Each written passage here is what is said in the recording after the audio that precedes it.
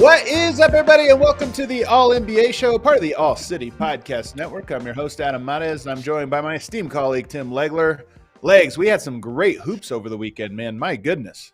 Well, we've been hyping up, how this is going to go here the rest of the way, and it's already kicking off, with an incredible weekend of games. Last night's games, there's so many storylines, and every week is just going to get more impactful. So I can't wait. Let's jump right in because we got to get into the Thunder because they were really impressive last night. We got so much to get into from over the weekend. We're going to talk about the Thunder in the clutch, Shai Gilgeous-Alexander in the clutch in particular. We're going to talk about the Wolves in the clutch, which is kind of the opposite story.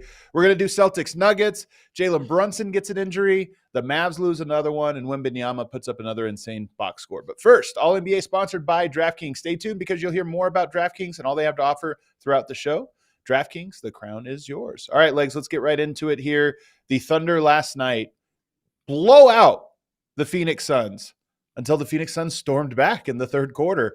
It looked like this game was going to be over, a complete dismantling, but the Suns used an enormous run in that third quarter to get back, mainly Jusuf Nurkic dominating the offensive boards. So we get clutch time, and who better in the clutch than Shai Gilgeous-Alexander and the Thunder? They were unstoppable in the final 5 minutes of this game. What stood out to you about this one? Well, first, this was one of the strangest games I've watched all year because Phoenix came out of the gate blazing. They go up 17-4 and That's just right. look like they're in perfect rhythm to start the game. And then the Thunder just pretty much dominate from that point on the rest of the half, build a big lead, 14 at halftime. It was over 20 at one point. Then you get into the third quarter and, the Phoenix Suns, they kind of turn things around offensively. And honestly, part of that run that they went on, Oklahoma City started missing shots that they had been making through the first 2.5 quarters. They had good looks. They weren't going in. They were earlier in the game. Phoenix started to figure some things out offensively. They were horrible playing out of the double teams against Kevin Durant. They kind of improved that in the third quarter. They were getting their shot quality was better.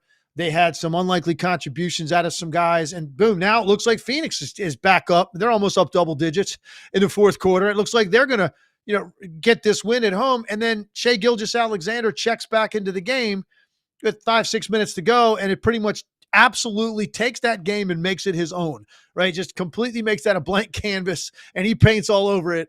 And he was by far the best player on the court. And, you're looking at, you didn't have Booker, but you had Bradley Beal played pretty well in this game. Kevin Durant's on the other team. And Shai Gilgeous-Alexander was so much better than every other person on the court, particularly when he needed to be at that time when he came in and reestablished order and control of the game. So it's a wild game with these big runs, roller coaster. You thought it was one a couple times either direction. It ends up being Shai Gilgeous-Alexander being the difference in the end. And the other thing I love about them, Adam, they never look remotely phased, their squad, by anything that's going on, by a guy going off, a great player going off against them, a team stringing together a bunch of threes. They just never look unsure of how this is about to go. And look, part of that's the confidence you have when you have a player like that on your team. I get it, but it's more than that. It's the way that those guys collectively play together on both ends, the quickness defensively, the ball movement and flow offensively built around this incredible isolation player that they have. It's a beautiful thing to watch. And it was on full display. Now, Suns, some of their issues that they have are really surfaced last night, and we're getting into that too, but let's focus on Oklahoma City. I just thought this was as impressive, performance as you're going to see. And I thought Shai Gilgeous-Alexander took that gavel last night and pounded it. Like, don't forget about me for him when you start voting for MVP. And that guy doesn't get a ton of votes and finish in the top 3. I think there probably needs to be an investigation. Well, I think he almost certainly will. He might even win the thing. I think he's second right Yeah. now on DraftKings, only behind Jokic. And that one's going to go down to the wire between those two guys. I think the clutch thing is so interesting for me because they're the number one offense in the clutch this year. A 127 offensive rating in clutch games, the Oklahoma City Thunder are. That's number one. And you think about all the great offenses we have in the NBA this year. I think one of the reasons that they are that good is, one, they have multiple players they can attack you with. Jason Williams, by the way, was also great in the clutch last night. He had in the few possessions, Shai wasn't sauteing the Suns. Jalen Williams was. So they have a couple guys, but their offense is also pretty simple. They get that screen, basically a screen right straight. They set the screen almost straight from the foul line straight to the top of the key, and then they just play off of that action. And Shai is so good in isolation, and that action is so hard to guard with the spacing they provide, that I feel like they're like the Nuggets, who know what they're doing in the clutch. The Thunder seem to simplify things in the clutch in a way that it's like, yeah, we're just counting on the brilliance of this player, and we set him up to be as comfortable as he possibly can, and he looks comfortable. Yeah, and I think I was really noticing this last night, just in terms of the point that he was making in this game. Kind of always noticed it about him, but this is what I wanted to talk about with him today. He's so unique in this way. You go and look at all of the great individual offensive players in this league. I'm talking about like the top 10 like raw scorers and guys that can isolate you and get a quality shot in a one-on-one situation.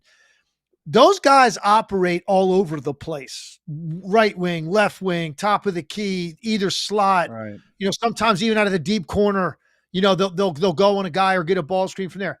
Shai Gilgeous-Alexander, like 90% of what he does stays between the edges of the foul line. Like if you drew those lines all the way up to half court, Shai Gilgeous-Alexander stays within that area of the floor, which is a really difficult thing to do because it's tight and it's crowded, but it also makes them really hard to guard because it's so difficult to throw a double team at a guy that's controlling the ball in that area of the floor because he can see everything coming at him. There's no blind spot.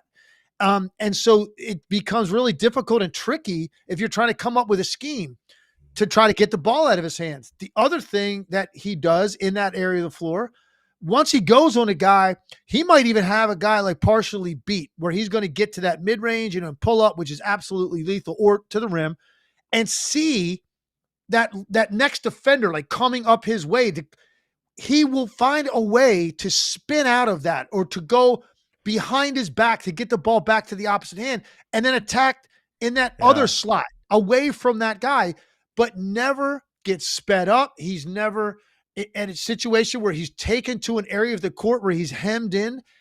I've never really seen, honestly, a player operate quite like he does in the middle of the floor to the extent that he does and not be guardable because of his handle and his shooting ability, from 15 to 18 feet. It's incredible. And that's really how he ended the game with his mid-range jumpers, like one after another. So I was just thinking about that. Like most guys, they could be anywhere on the floor at times. And at times they end up not taking the shot they want to take. I feel like Shai always takes the shot he wants to take when he wants to take it. And he's just incredibly special.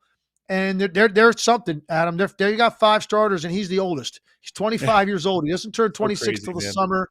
And they're building something incredibly special, primarily because his talent allows you to do things offensively that a lot of teams could not get away with. By the way, also 3 steals and 3 blocks in this game. Just throw that in for good measure. Your point, I think he has the best hips in the NBA. I think Ja Morant is in this conversation. Giannis is probably in this conversation. But when you talk about his ability to stay between those lines of the paint, a lot of guys, if you think about like an Allen Iverson crossover, it's 5 feet left to right. There's a lot of left to right movement into it. A lot of guys' drive, when they go around a guy, the angle they have to take around, it's kind of wide. Shai somehow is able to attack one hip and then the other.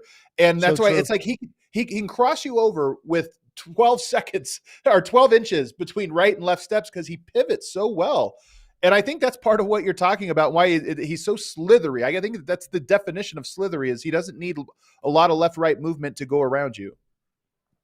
It's absolute, it's very astute observation. That is exactly what he does. And he has individual plays within games that I need to watch a second time. to see exactly how he did it. He had one in the open floor last night. He had the ball in his left hand coming up the floor. Suns had 4 guys back. He's coming out with a full head of steam, and he went inside out dribble with his left hand. The ball never touched his right. He went inside out. So he got the top defender to commit, to Shai's right, because that's where he took the ball on this inside out move. Got it just to create enough of a gap because he wanted to bring it back and stay in his left hand and stay down that slot. And then the only chance he had to get it up off the glass before that last defender had an opportunity to contest the shot was to take it directly to the glass with his left hand without ever touching his right, because he had to get it up there really quickly in the moment. And he did all of that in the blink of an eye, and it was like 100% certain about how that was about to go. Like, as he's coming up the floor, he's special, man. He is fun. Oklahoma City fans, you're lucky to have a guy like this because he delivers night in, night out. His shooting splits are incredible for a guard that takes a lot of contested shots, 54% from the field. Doesn't take a ton of threes, but he selectively takes them just enough where you have to guard him, and he's almost 90 from the line. So the efficiency level's off the charts, and that's very rare for a guard his size that takes a lot of tough mid-range jump shots. Those guys typically shoot like 43, 44% from the field because all their shots are tough. And when you look at 54% from the field and what that allows your offense to do, and it allows your defense to set up so much against a half-court set, incredible. There's no other word for him. I mean, he's just rapidly ascended here, over the last couple of years to this point now where we're discussing Shai Gilgeous-Alexander legitimately as the MVP in this league. So you threw it out earlier, best one-on-one players in the NBA.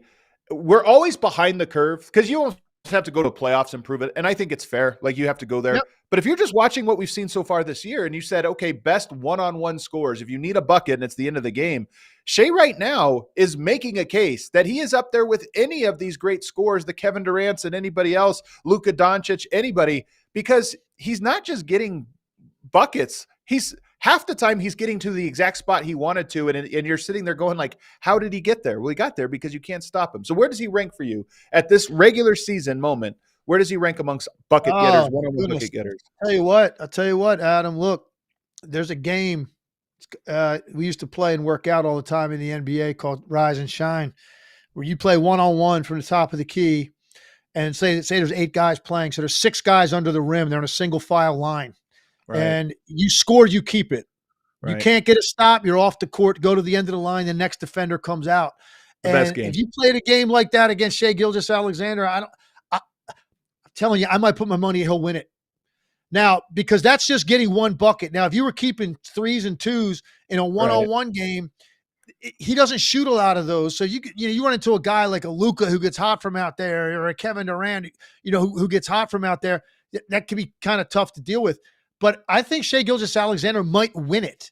And the reason that he is I would think that is because he never allows you ever defensively to be on balance against him because of the number of things he hits you with in tight windows. And everything he does is for like a nanosecond, and then he goes to the next thing.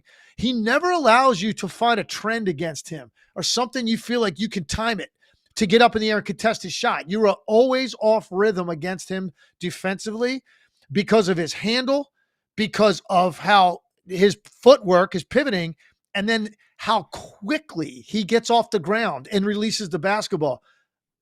I might put money that Shai Gilgeous-Alexander would win that competition I just described. Yeah.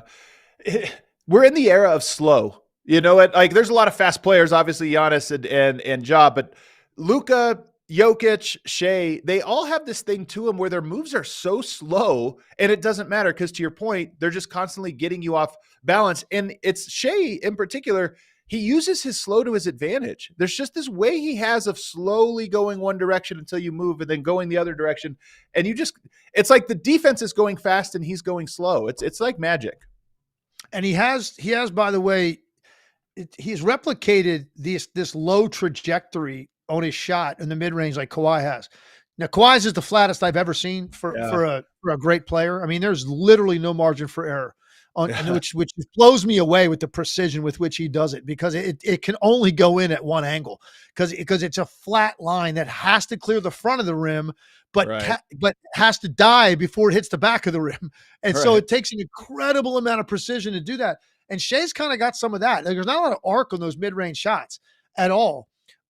He's got a natural lean back, though, more so than Kawhi. He's got a natural lean back, which allows him to get it off anytime. He even has situations, Adam, I've seen him do this countless times this year, where he goes to make a move on a guy, and the defender really does a great job and forces Shai to pick the ball up at like 12 feet, 15 feet, whatever it may be. Right. And actually, he'll start like pivoting and looking around to pass, realize that like there's nowhere to go with the ball, the shot clock's winding down. And then he'll just pivot one more time out of it, spin away from where you are, lean back, and still make a 15-foot jumper completely out of rhythm. So he's a force, man. He is a force. And he's convinced me he's going to do this in the playoffs. I don't care who they play. He is going to do this. And I said to you before we went on the air, to me, it's looking more and more likely that we might be headed for, if they avoid each other until the conference finals, you could see a Denver-Oklahoma City conference finals. They just defy. And here's the other thing, by the way, I'm going to point this out. Very important. Their 5 starters have missed a total of 10 games. They play every night. That means a lot. That's exactly what Sacramento followed that formula last year. Now they weren't, and then they ran into a buzzsaw on Golden State. Depending on who Oklahoma City gets, listen, that's going to be a very difficult first-round series. But the continuity that they have developed and the style of play is so consistent every night because they show up every single night. They've had no injuries. They don't use load management. 5 young sets of legs, and they have this just incredible belief and chemistry together. It looks like they've been playing together for 5 years. So Oklahoma City right now is making believers out of a lot of people. And I know there's Thunder fans out there that think we have nitpicked that unfairly or criticize them, and it's silly. We've pointed out stuff that we thought we were seeing, and I'm not saying this team's going to win a championship, but right now with some of the question marks surrounding some of these other teams, and I think they're valid, there are fewer questions about Oklahoma City and Denver than any other 2 teams in the Western Conference.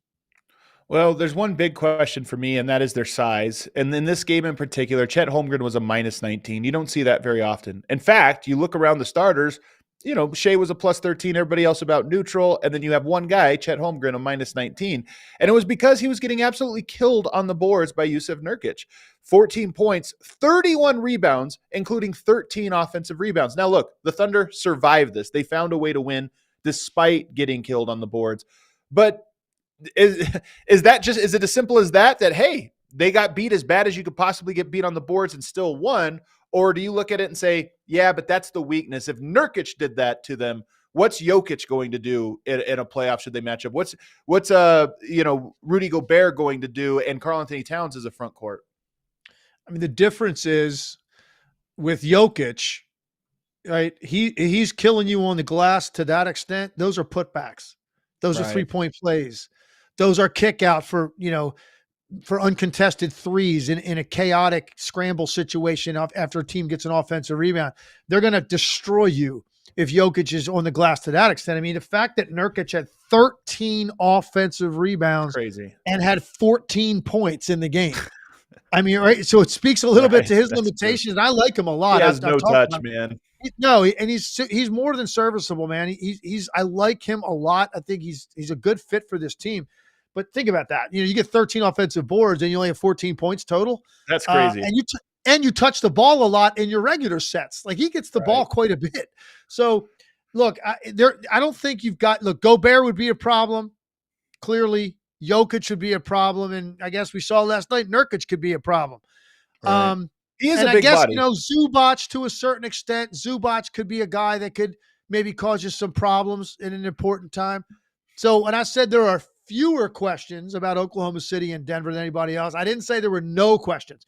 Right. Nobody's like, I was just having this conversation on First Take about did the Boston Celtics belong in a tier of their own? I said, no, this isn't the Kevin Durant Warriors team that he joined, where it was literally just give it to them now. This is one of the greatest teams of all time. Nobody can beat that team. And they proved it. He won 2 in a row right off the bat. And then injuries kind of dismantled them. But, I don't think the Celtics are there yet because they haven't proven that those guys are going to do it when it matters most. And there's no perfect team in this league. The closest we have to a absolute known commodity is the Denver Nuggets because they won it. They're just as good as they were. They're getting it together at the right time. They've got health. Like, that's the team you would look at and say, okay, yeah, man, like, you're going to have to take it from them.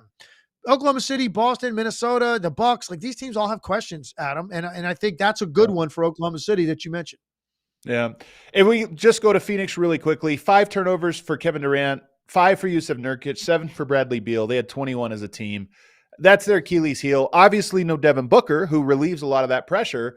But my question with them, they're another one of these teams that in the clutch, they don't seem to be able to, when the game gets away from their comfort zone, they seem to be more mistake prone than most teams. And this was the case, I thought, especially of KD in the fourth quarter. I talked about it last time, but timely doubles just seem to fluster him more than most players of his caliber. And in this game, the Thunder looked unbelievable in the clutch, but the Suns also looked very unimpressive in the clutch in their own right. And to me, maybe it was as simple as just missing Booker, but I suspect even with Booker, that's their Achilles heel, is they're just prone to turning it over in the clutch. Well, not having Booker completely allowed Oklahoma City to come up with the game plan they did, which was to blitz Kevin Durant all over the floor. Yeah. Anytime he got into the scoring area, they ran somebody at him. Kevin Durant's not used to seeing that level of coverage. And if Booker's on the court, that's going to be a lot harder to do because they might have gotten gutted on the weak side of the floor playing out of the double team. And you would have to get out of that pretty quickly. So it was Saban Lee in this game. They kept getting it to Saban Lee. Like if you swap Saban Lee with Devin Booker, that's a completely different story. Totally. But here's what I think. If I'm watching Phoenix, the one thing that does stand out to me, they do not have a pure floor leader, table setter, organizer. They play with great raw scorers. And even when Beal plays, you've got 3 of them. It's a lot. And if they could find a way to not, take the first decent shot and make you work a little bit, it can look beautiful. And I've seen them at times get humming when those 3 guys play together. And you think, man, that's a lot for any team to have to cover, particularly when you've got other guys that can shoot. You've got Nurkic in the middle around these 3 incredible scorers. But I also think it would be nice to have somebody alleviate some of that ball handling for these guys to make the game simpler and organize them. And they don't have that. They don't play with a point guard. They don't have one on their roster.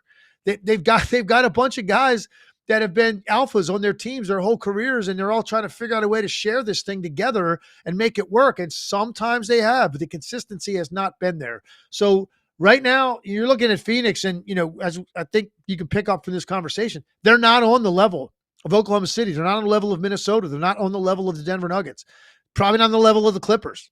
So that's 4 teams right there. Phoenix is going to have to do a lot of work. Let's start with this. Can you guys all play together? Can we get these 3 guys on the court together, Adam? Like, can we just see what that looks like for, 15 straight games? Because until we see that, I don't know that I'm going to be convinced that they're going to figure this out and flow to the extent you need to beat the teams I just mentioned. Yeah, and Devin Booker, by the way, out 7 to 10 days, according to Shams Charania this morning. So they have the Nuggets coming up. They have some big games coming up, but they're going to be without Booker, which obviously, win or lose, it doesn't really tell you a whole lot about who they are or what they're going to become. So I don't know. My last note on this one, though, Legs, is kind of before we go into our break. This game had a quintessential review. First, you get a flagrant foul call on Shai Gilgeous-Alexander. They review it and determine that it was only a common foul. Then it gets challenged, and they review it and determine it actually wasn't a foul at all. The call gets overturned. Double review that started as a flagrant and ended as a nothing, and it took about 5 minutes, maybe 6-7 minutes. My thing with the review, it was so dumb. It was there every now and then we get a review that's so ridiculous that it just makes you want to pull your hair out. Here's my thing. I like the review in the playoffs. No reviews in the regular season. The games, they matter, but they're a little lower leverage. I think we should just get through these regular season games without these ridiculous reviews, because taking 5 minutes out of a very tight game in the fourth quarter it changes the game. That's so funny you said that, because I was on SVP last night, and this happened right when that play happened. Initially, they went over to the review, and I'm like, okay, I had to run out of the room for a second. I was gone in like 5 minutes. I came back, they were still talking. I'm like, they're still talking about the same play. Hopefully one day we can get to the technology, Adam, where they don't even need to go over to the table. Like somebody in Secaucus who has seen the replay twice, by the time they get to the table, Secaucus is, so if people at home watching the game, We've all seen the replay twice by the time those guys even get to the monitor and put the headset on. How about somebody in Saul Calkins just see it twice and just tell them in their ear, nope, no foul, flagrant foul, stepped on the line, didn't step on the line, it's off this guy, and just save us all a lot of time. Because that was, I agree, in a game, like basketball that requires rhythm and momentum, and then to interrupt it for that long, I got to agree with you on that. My guy in the comments, Randy Balin, says, no reviews, come on. Are we just going to trust the refs? You might find it surprising to know that for majority of the NBA's history, there were no reviews. Reviews is not a thing we always had. They used to have reviews. I don't hate the fact that we're reviewing calls. I don't hate that. I just wish, number one, there weren't as many as there are in a given night, and that they didn't take as long as they did. Yeah, I do like the fact that you're getting important calls right with everything that is at stake. And let's be honest, there's a lot more at stake with these games than ever before because of the influx of how much people are gambling on these games, right? There's a lot at stake for people. It matters. So I don't have a problem getting the calls right. I just wish there was a better way to streamline the process. All right, let's take a break. On the other side, there was another great game with the Clippers beating the Timberwolves, a meaningful game that changed the top of the Western Conference. And I know Legs has some thoughts about the Timberwolves clutch offense, probably not as favorable as he viewed the Thunder clutch offense. We'll get into that, as well as the Nuggets and the Celtics setting themselves up for a great matchup on Thursday. But first, get on the action with DraftKings Sportsbook, an official sports betting partner of the NBA. New customers who deposit $5 or more can get a no-sweat bet up to $100,000 in bonus bets instantly. Tonight, you can bet on the Milwaukee Bucks to beat the Clippers. DraftKings has them set as 5.5-point favorites against the Clippers tonight. It is second night of a back-to-back for the Clips, but the Bucks are also playing really well. Maybe you like that one. What else do we have? We had a couple other good games tonight. We also have Thunder at the Lakers, and Thunder are road favorites in that one, 1.5-point favorite. So both of those games should be really interesting to gamble on if you have a feeling one way or another. Put your money down on them. If you have a gambling problem, call 1-800-GAMBLER or in West Virginia, visit 1-800-GAMBLER.net. In New York, call 878-HOPE-NY or text HOPE-NY. That's 467-369. In Connecticut, help is available for problem gambling. Call 888-789-7777 or visit ccpg.org. Please play responsibly. On behalf of Boot Hill Casino and Resort in Kansas, 21 or older, age varies by jurisdiction. Void in Ontario. One no-sweat bet per new customer issued at one bonus bet based on amount of initial losing bet. Bonus bet expires 168 hours after issuance. See dkng.com/promos for deposits, wagering, eligibility restrictions, terms, responsible gaming resources. Also want to tell you about the Game Time app. The Game Time app, you want to go check out a game this week as everything is heating up. If you're in Denver, by the way, the Game Time app, I was looking at this earlier, hosting the Celtics, cheapest ticket you can get in the lower bowl right now is $200. That is abnormal for a Denver game, but that just goes to show you there is a lot of excitement around that regular season game. Nuggets, there's a very good chance they're bringing a win streak into that game. The Celtics, even longer win streak. They're probably going to be the two winningest teams and the two title favorites matching up at Ball Arena. So if you want to get tickets, head on the Game Time app, set an alert. Maybe there's a seat you have an eye on, put a little alert on there, and they'll let you know if the ticket price has dropped for that one. They have those great zone deals, flash deals, and a whole lot of other deals for you. And they have the all-in pricing right on the front page. So download the Game Time app, create an account, and use code ALLNBA for $20 off your first purchase. Terms apply. Again, create an account and use our code ALLNBA, ALLNBA for $20 off. Last minute tickets, lowest prices guaranteed. Back here on the All NBA show, we're doing this 4 times a week, Monday, Tuesday, Thursday, and Friday, every single week, breaking down the games.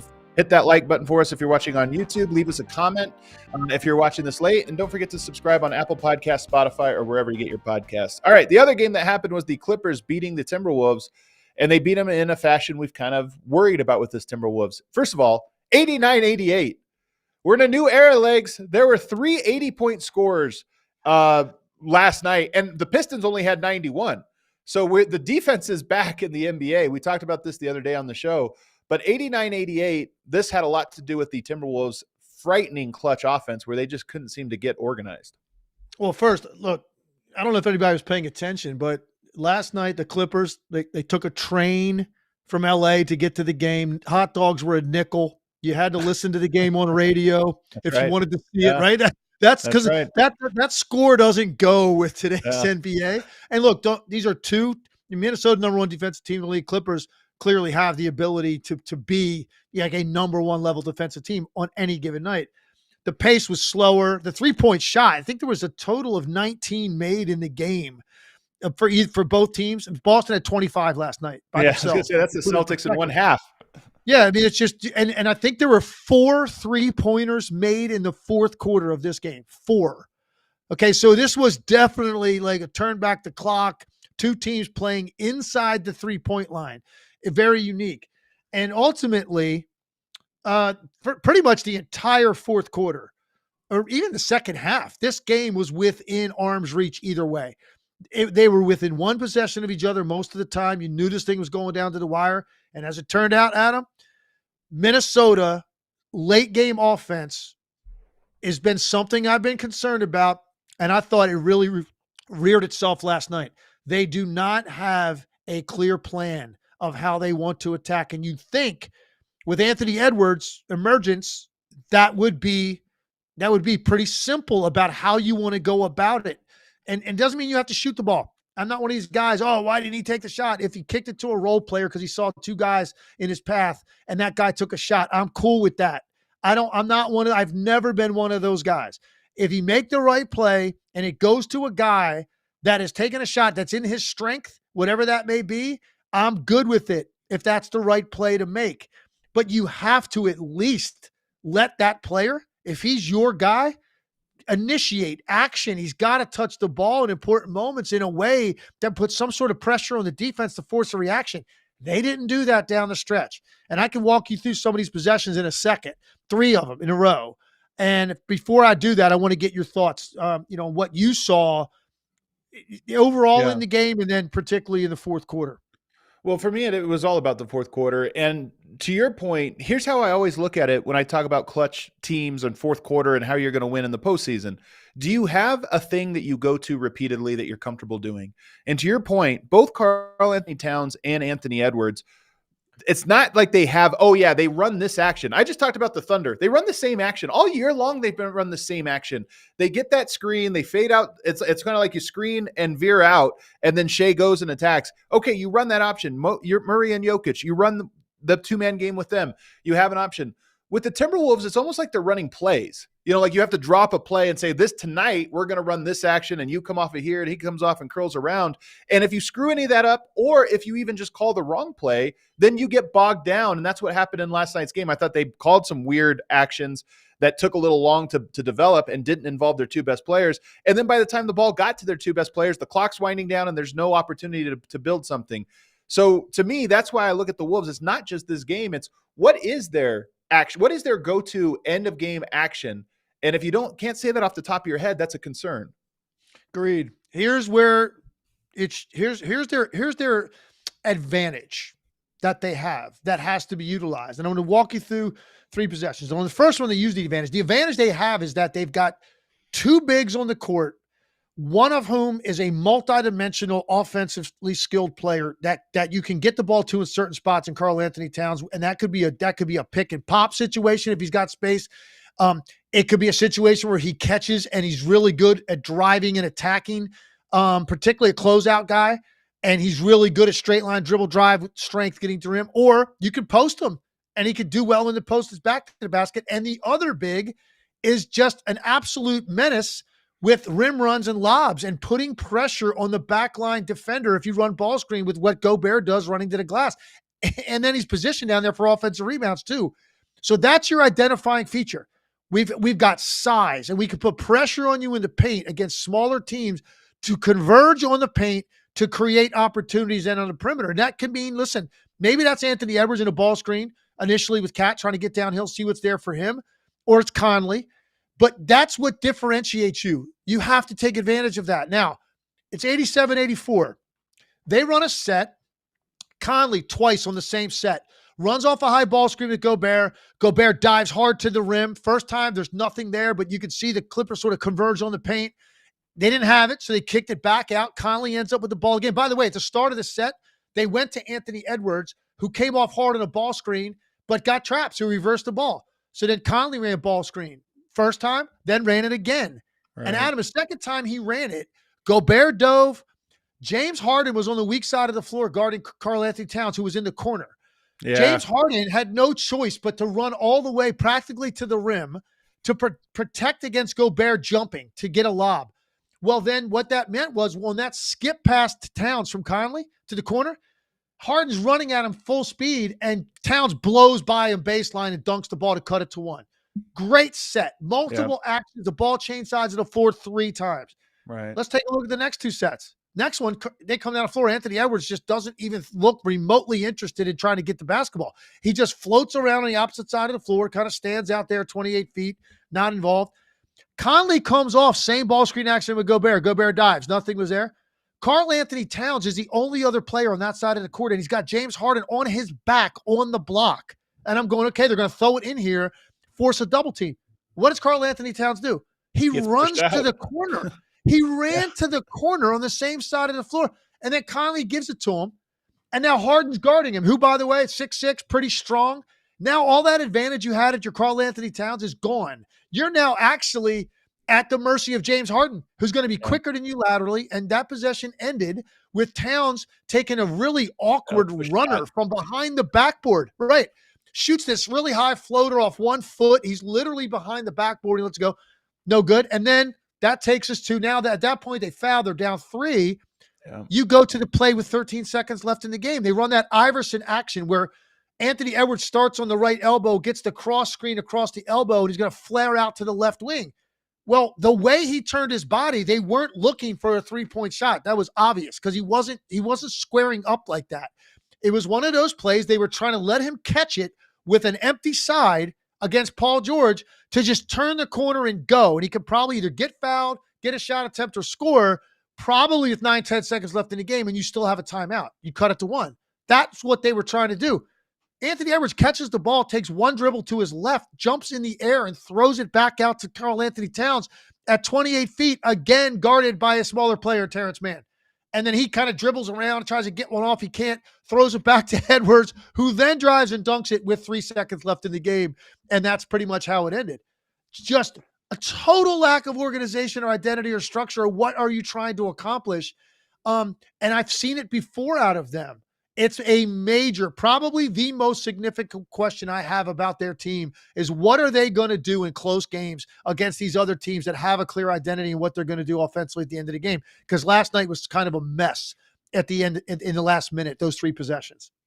The Cat push shot possession was the most frustrating to me because nothing sticks out more to me than a big having position on the block and getting pushed out by a smaller player. It drives me nuts.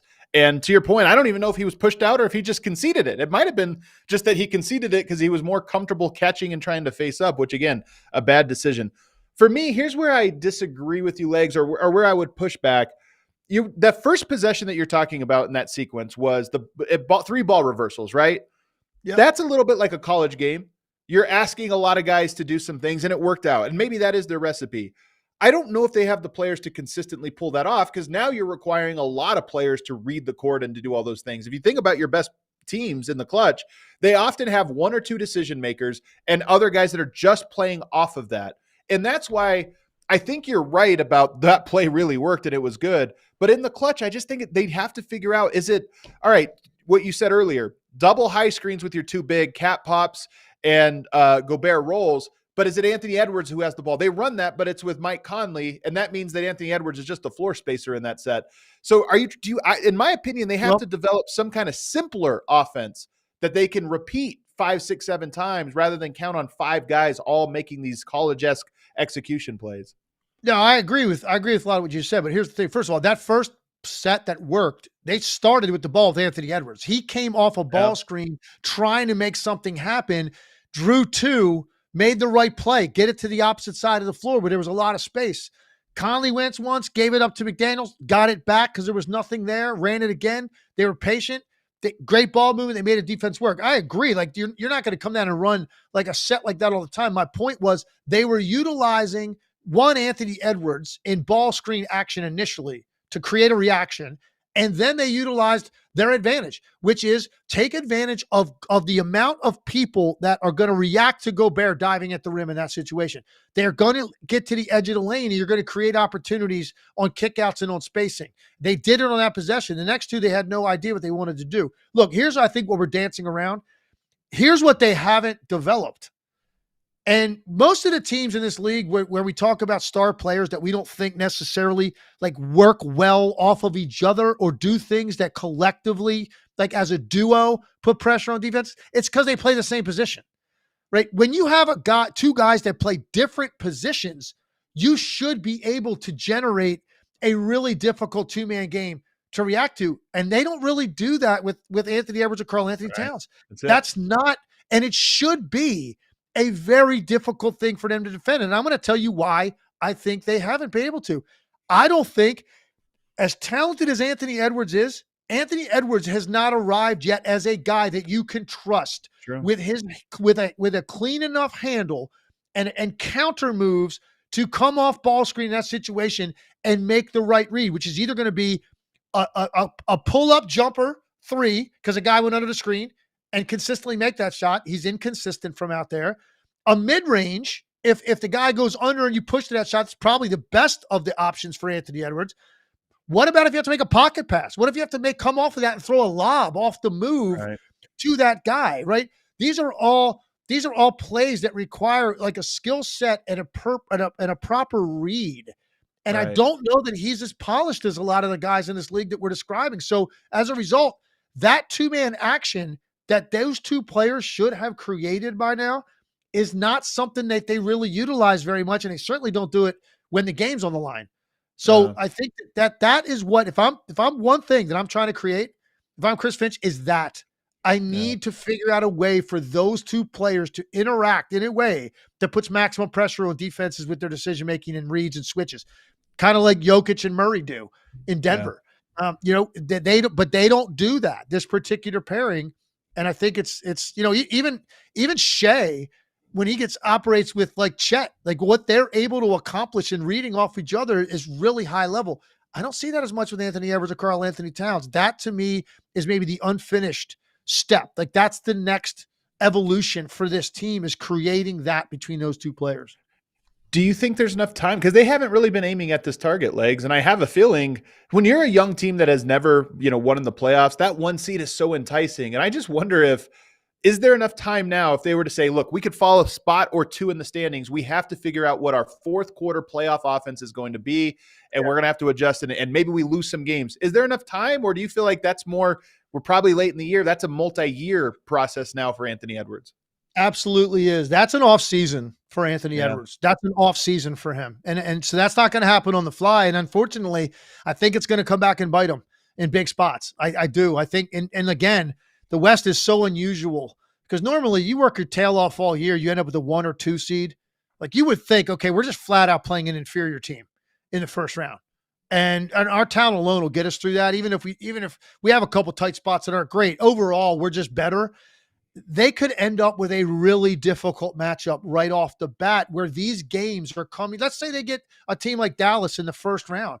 Now, look, their defense is so good, but think about the difference in the way that Luka will control an important game, possession by possession, if it's tight, compared to what we see out of Minnesota. I'm not saying I pick Dallas necessarily to win that series. I'm just saying this is a question mark about Minnesota that I don't know that you necessarily have with some of these other teams that you think can make a deep run and potentially win this thing. Yeah. Every time I watch the Clippers players, just spend a little bit of time on them real quickly. Every time I watch them play, I feel like Norman Powell is such an important player to them. He was awesome in this game. 9 of 13, 6 of 8 from the 3-point line. I don't know. We only catch so many games because you got to watch a little bit of everybody. But I swear every time I turn them on, I'm like, man, he's their X factor every time.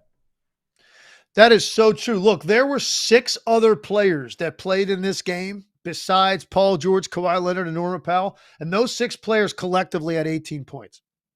Okay. Norman Powell had 24. So think about where they're at in a game this low scoring, possessions were like this vital, where he doesn't have the night that he has. And by the way, he made some really big defensive plays too that triggered some stuff that they were able to get out and run. One he created with a breakaway dunk. I completely agree with you. He is vital. He's like the one guy that rises up, other than if Paul George gets like cooking, that rises up to take a 3-point shot that you expect it to go in, like on that team, right? And that's how important what his contribution is to them. They didn't play great in this game. Neither team did, obviously, with that kind of a score, but it was kind of fun to watch a game played in the high 80s, low 90s, that comes down to the wire like that. It was a lot of drama involved, and it was clearly a game that mattered a lot to both teams. There was an awful lot of energy expended with pressure out on the perimeter, very little space that you normally see in an NBA game. It was pretty physical, not a ton of three-point shots like taken, not very many made at all. This was a different style of game, and it was actually kind of fun and refreshing to watch, and it got me away from the monotony of watching 80 to 100 three-point shots taken. Yeah. The other note I have for the Clippers, a very brief one. Bones Highland has been in the rotation the last 2 games. Obviously, with Russell Westbrook out, he has been on the shelf. They have not trusted him for most of the year. He's not shooting well. 0 of 3, did have 2 assists, was a plus 11.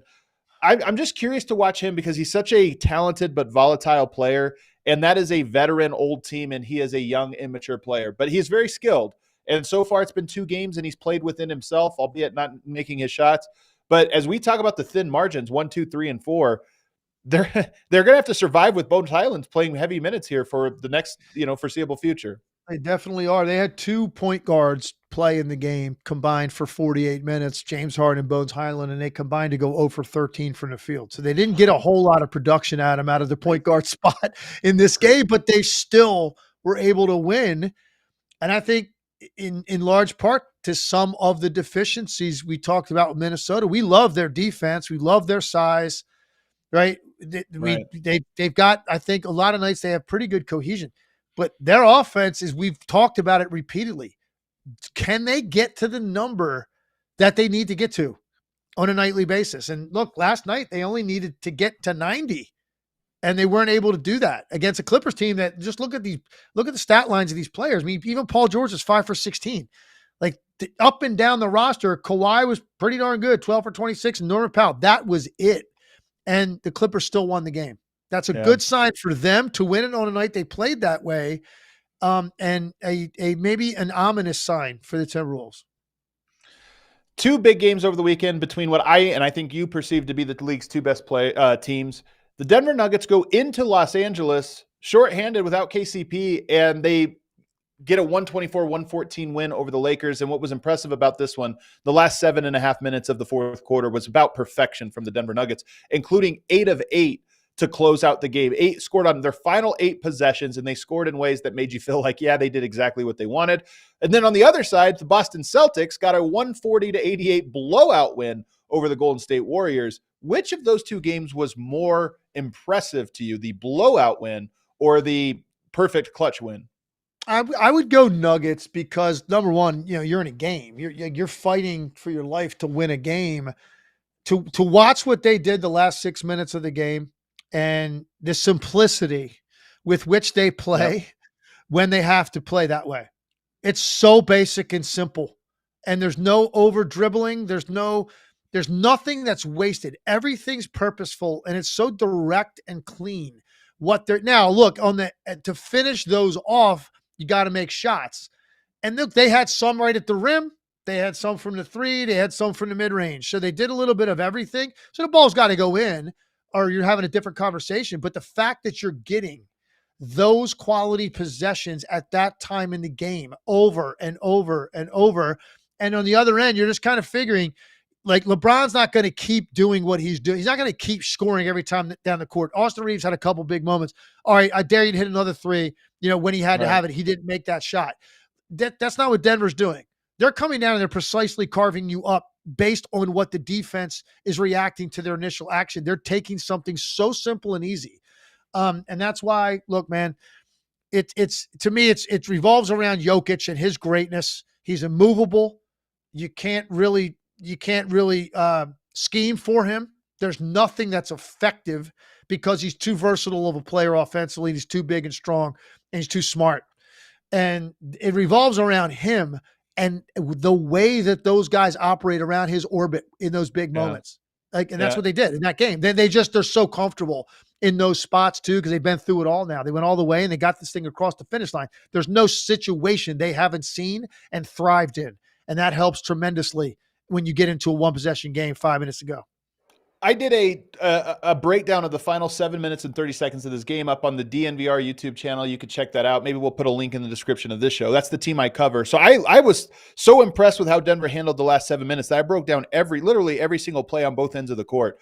One of the things that stands out to me, though, about him, and we're talking about, you said simplifies the game. Murray and Jokic can read without any hesitation, without any loss of time. They can read exactly what the defense is giving them and know what their adjustment is to it.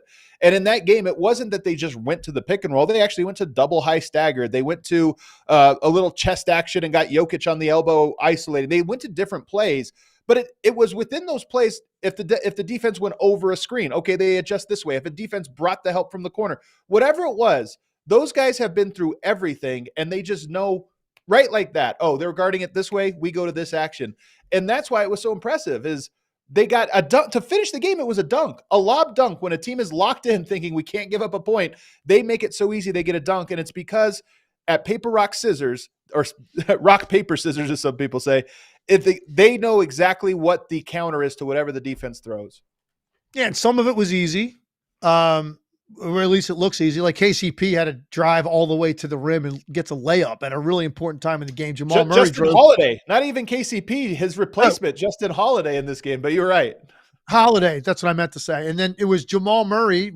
He drove from the right corner, right along the baseline for an easy layup. Jokic caught the one unbelievable catch they threw to him in traffic. He caught the ball at the rim late in. But then they had some other ones that required a little bit more. Michael Porter, like with a nice up fake, one dribble baseline, a defender flies by, hits a pull-up midi. Jamal Murray, a turnaround jumper on the left mid-range post, fading toward the baseline, hit a big shot. And then I think one of the biggest was the Aaron Gordon 3, because that's a bonus, right? The way he has shot the ball this year, and it's the one thing people want to give Denver.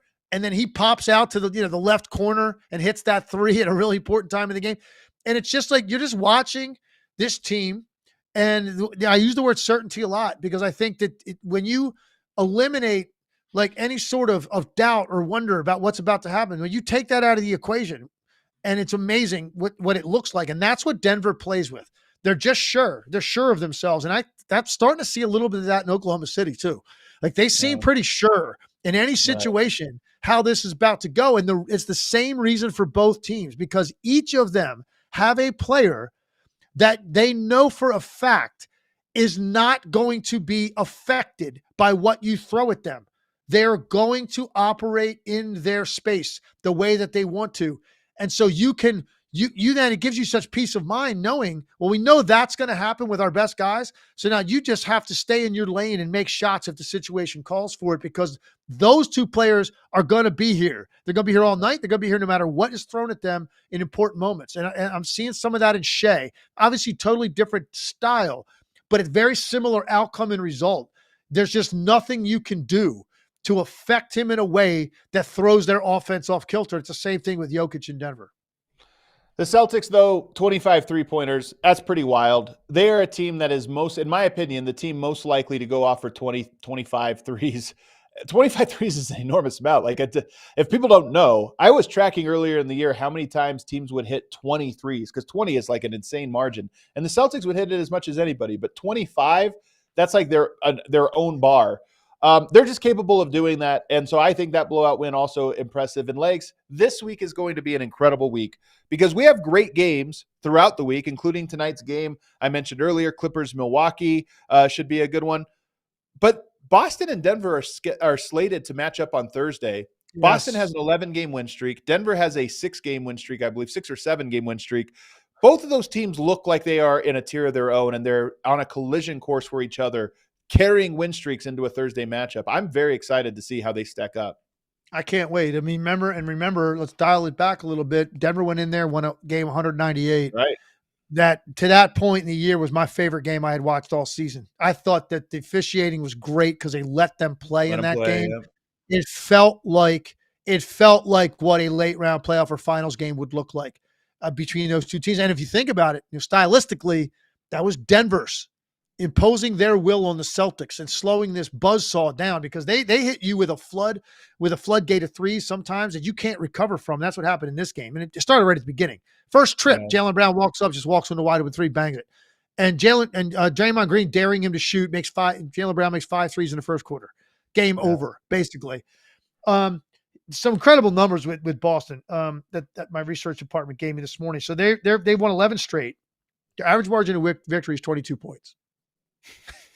22 points. But now look, scoot a little bit because they had a 52-point win, a 50-point win, and a 40-point win. All right, so they had 3 games. It does help, but still, you're 100% right. You know, when they get going like this, because there's so many guys that can hurt you. They take more threes than any team in the league. They shoot an incredible percentage. They've so many, and Porzingis didn't even play in this game. That's another guy capable of hitting 5 to 8 threes any given night. Nobody can really do quite what they do, Adam, offensively.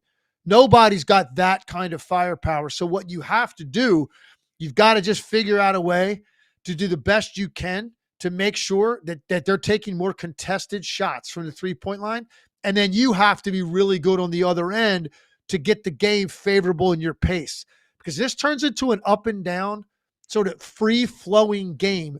You're not going to be able to slow this team down. And that's what Denver was really good at up in Boston. Let's see if they can do it again on Thursday night in Denver. I know Boston's got to have this one circled based on the way that first game went.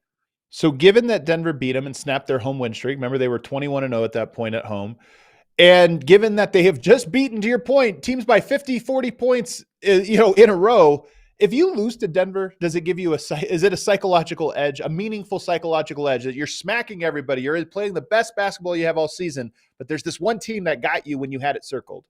No question.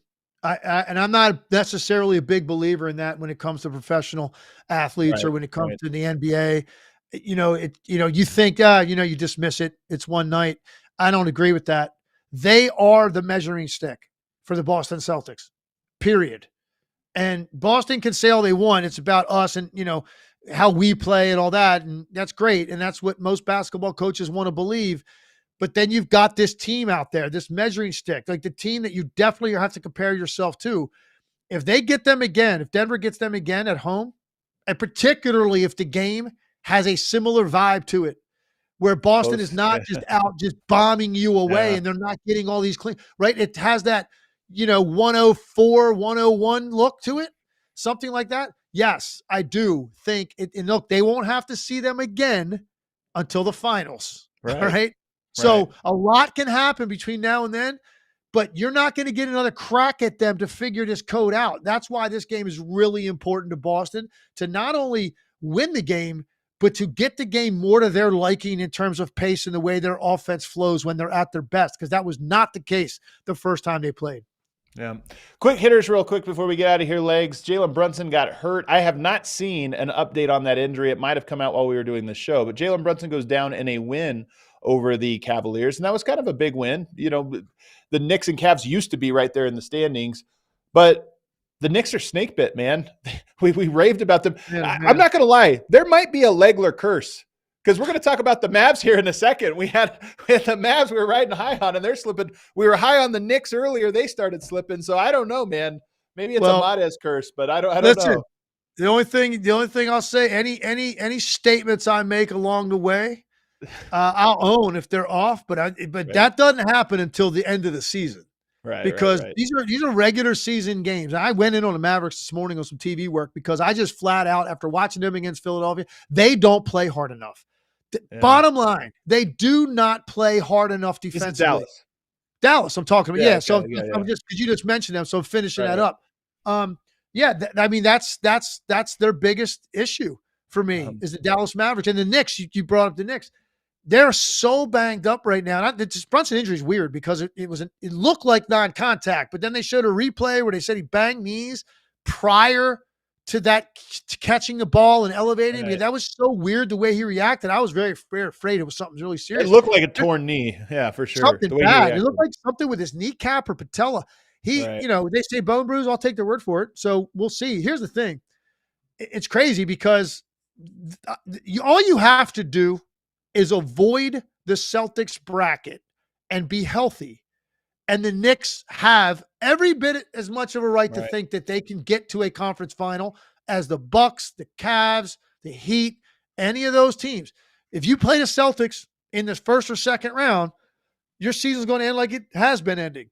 And last year was a second round loss to the Miami Heat. It'll end that way again if you get Boston in the second round.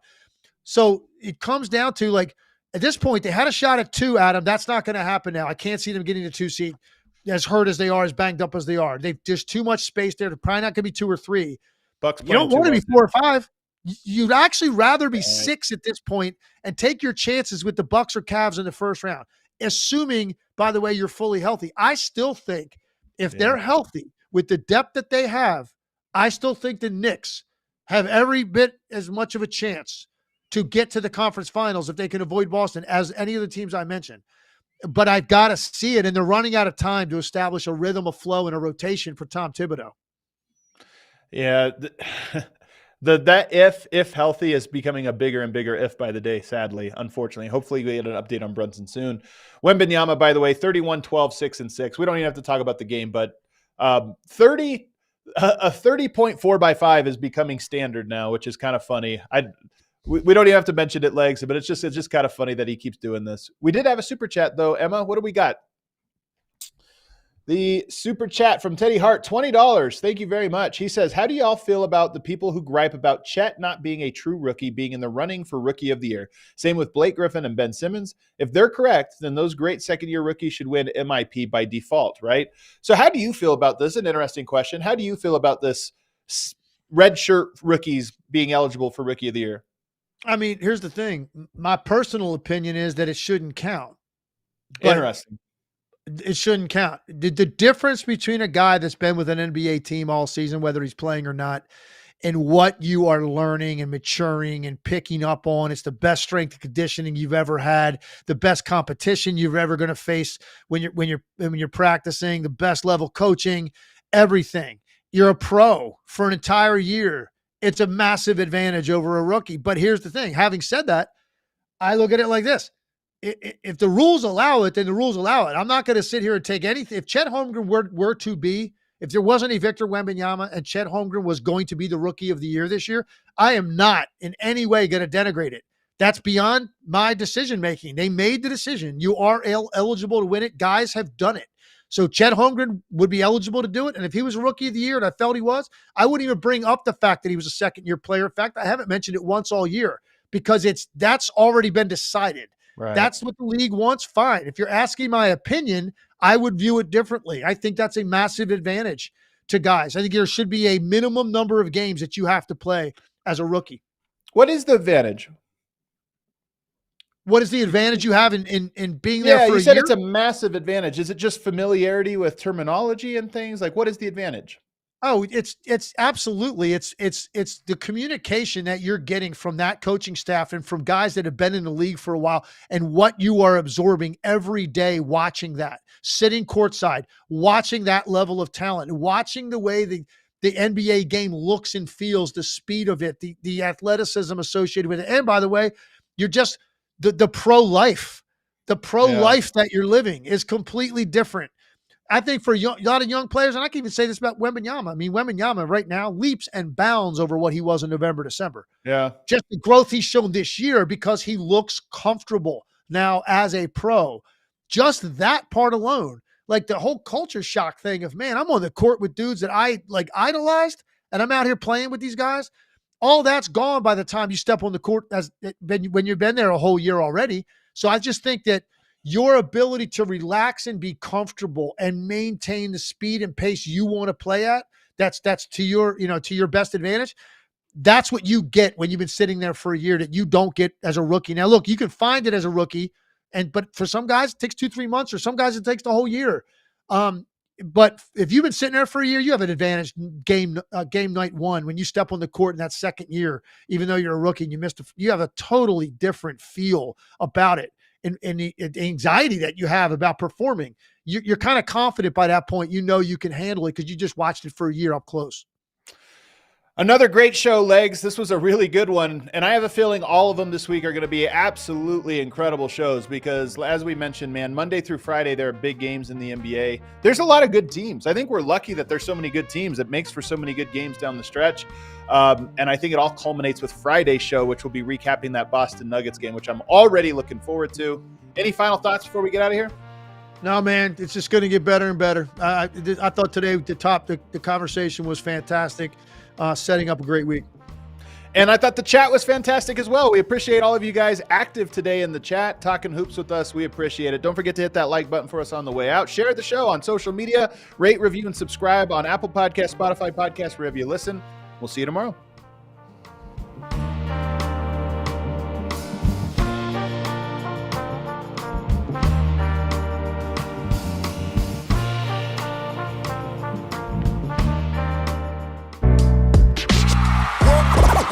All silly like the mayor.